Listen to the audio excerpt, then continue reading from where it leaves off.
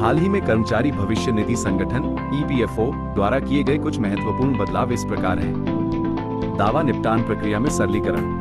अब online PF निकासी के लिए कैंसिल किए गए चेक या बैंक पासबुक की इमेज अपलोड करने की आवश्यकता नहीं है। पहले ये कुछ केवाईसी अपडेटेड सदस्यों के लिए पायलट आधार पर छूट दी गई थी, जिसे अब सभी सदस्यों के लिए बढ़ा दिया गया है।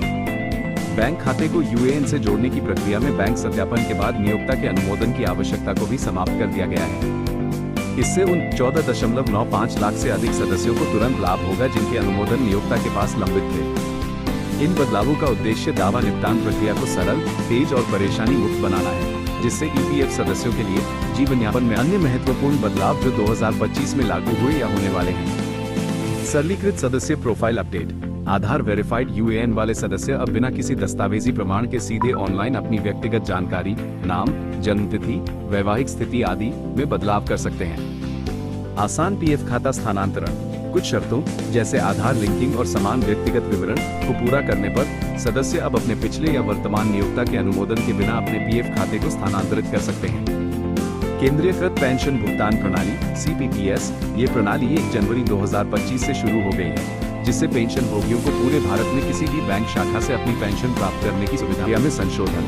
ईपीएफओ ने संयुक्त घोषणा प्रक्रिया के लिए नए दिशा निर्देश जारी किए हैं, जिससे सदस्यों और नियोक्ताओं दोनों के लिए प्रक्रिया सरल हो गई है।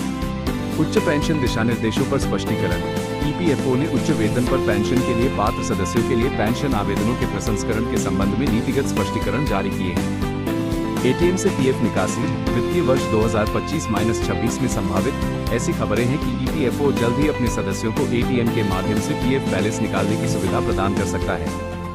कर्मचारी योगदान सीमा में बदलाव संभावित। ऐसी चर्चा है कि ईपीएफ योगदान की सीमा को समाप्त किया जा सकता है, जिससे कर्मचारी अपनी वास्तविक सैलरी के आधार पर योगदान कर सकेंगे। आईटी सिस्टम अपग्रेड किया जा सके।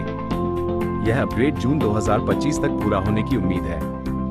ये ध्यान रखना महत्वपूर्ण है कि भविष्य निधि संगठन में नियम और प्रक्रियाएं विकसित होती रहती हैं।